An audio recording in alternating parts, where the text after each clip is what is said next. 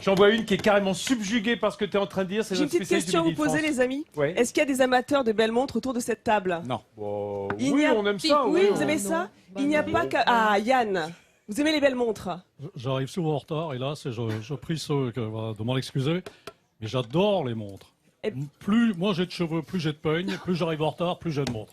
Eh bien, ça va vous faire plaisir parce qu'il n'y a pas qu'à Besançon qu'on forme les meilleurs maîtres horlogers. Ici aussi à Fougères, il y a une école d'excellence à la matière.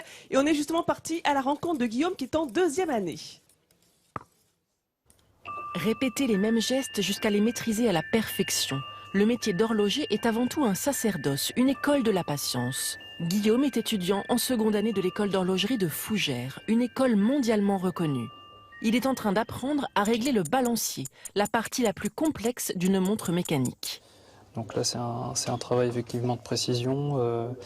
On va bouger, donc entrer et sortir les palettes de l'encre qui sont en rubis.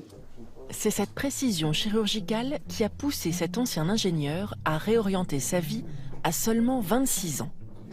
C'est un métier exigeant, c'est un métier qui requiert beaucoup d'abnégation, de passion. Il faut vraiment s'investir, mais c'est vraiment ce que je recherchais, l'alliance de la réflexion et d'un travail manuel de précision, quoi. Ouais. Et celle qui requiert toute son attention, c'est elle, la W01. La montre école que chaque élève réalise seul, du mécanisme à la décoration. Une épreuve de haute dextérité, comme aujourd'hui avec le polissage de la pièce maîtresse qui tient tous les rouages. Guillaume n'a jamais le droit à l'erreur. Si on dérape, une rayure peut être soit rattrapable si elle n'est pas profonde, mais si elle est trop profonde, c'est tout le travail qu'on recommence. Donc c'est pour ça qu'on y fait très attention, c'est que ça peut être 8 heures pour rien, quoi. Guillaume reste parfois jusqu'à la nuit tombée pour travailler sur sa montre. Ce trait doit être dans la continuité de celui-ci. D'accord.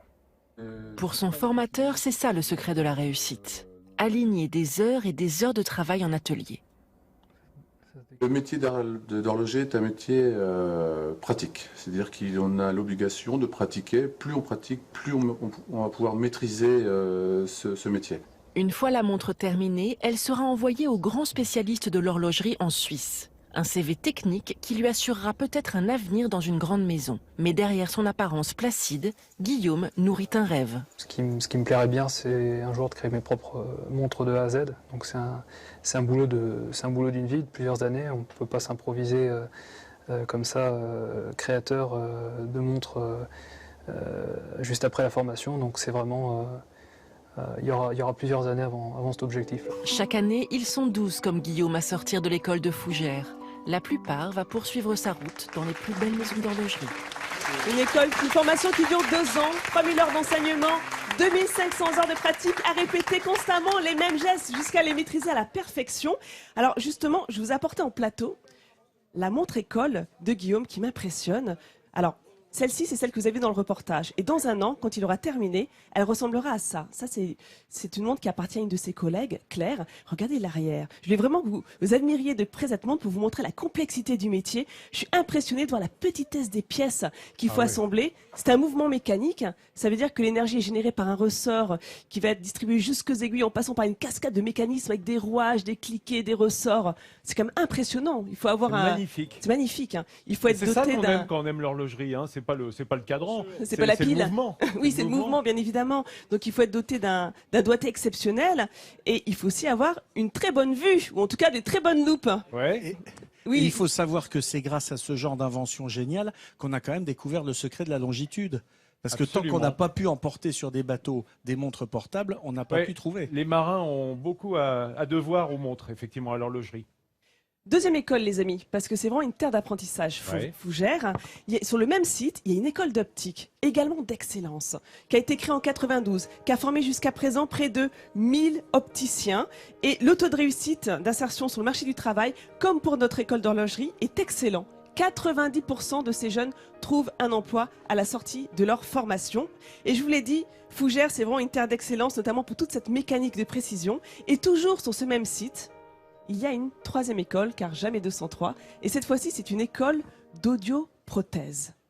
Il faut savoir qu'en France, 10% des Français souffrent d'audition, sauf que la majorité d'entre eux ne sont pas appareillés. Et là encore, cette école Ouais, forme les un plus grands oreiller, audioprétentieux. c'est-à-dire Appareillé, t'as besoin d'être Ça. appareillé toi, Vincent. Tu sais, c'est ce que tu as dans l'oreille. C'est Je vous ce ai dit qu'on qu'on a. fabriquait aussi des oreillers. Enfin, C'est ça, des oreillers aussi à Fougères. On fait tout à Fougères. On va y aller, nous. Hein. Non mais la mécanique des précisions est ici, c'est impressionnant de voir tous ces ingénieurs qui sont donc dans la région. Alors justement, pour en parler, je vais demander à Yves de nous rejoindre. Bonjour. Bonjour. Alors Yves, vous êtes Yves. professeur dans cette école. La première question que je voulais vous poser, c'est comment est-ce qu'on explique que Fougères est devenu, qu'il y a un terreau de micromécanique ici à Fougères? Comment on l'explique ça? Alors les formations qui sont dispensées ici à Fougères sont essentiellement liées à la volonté de la CCI, La Chambre de commerce d'industrie. tout à fait, qui a voulu créer des formations sur des marchés de niche, puisque les marchés de niche sont aussi des marchés sur lesquels on a vraiment beaucoup de débouchés et de création d'emplois. Pour être complémentaire de Rennes, Laval, Caen. Voilà, tout à fait. Alors, justement, on parlait d'audioprothèse. C'est un métier qui a fortement évolué, notamment grâce aux nouvelles technologies. On a cette chance d'avoir en plateau des appareils qui sont très différents. Alors, expliquez-nous l'évolution ces 20 dernières années. Celui-ci, par exemple, qui me paraît quand même assez... Alors ça, Gros, c'était à porter. globalement des aides auditives qui étaient fabriquées il y a une quinzaine d'années, même si aujourd'hui il y a toujours ce genre de produit. Dans les 15 dernières années, les fabricants ont essayé de réduire la taille des aides auditives. On a évolué vers la miniaturisation. Comme celle-ci, hein, comme qu'on voit celle-ci, ici. ou comme celle que vous avez un petit qui est peu moulée plus à haut. l'oreille, on dirait, hein, avec ce... Alors celle-ci, ajout tout en à fait. plastique qu'on a vu dans le reportage. Voilà, c'est ce qu'on appelle un intra-auriculaire, donc qui est fabriqué à la mesure de l'oreille. Mais j'ai une question à poser à ton invité. Quand on peut se dire que c'est juste une amplification du bruit, ou est-ce que ça sélectionne les bruits des voix, les fréquences des voix, Très bonne etc. question, Vincent. Alors c'est effectivement... Merci, Nat. Non, mais c'est Tu me vrai. rends la monnaie de ma pièce en cuisine. Hein. Non, mais je te promets, c'est une bonne question parce que justement, l'appareillage, on ne prend pas en compte que la perte d'audition, mais également l'environnement dans lequel on évolue. Tout à fait. Et donc c'est aussi la différence entre des aides auditives plutôt basiques aujourd'hui et des aides auditives haut de gamme. C'est les capacités de ces aides auditives à sélectionner la parole parmi les bruits qui sont oui, autour de d'accord. vous. Donc plus on va monter en gamme dans les aides auditives, plus on va avoir des appareils qui vont pouvoir sélectionner la parole par rapport au bruit.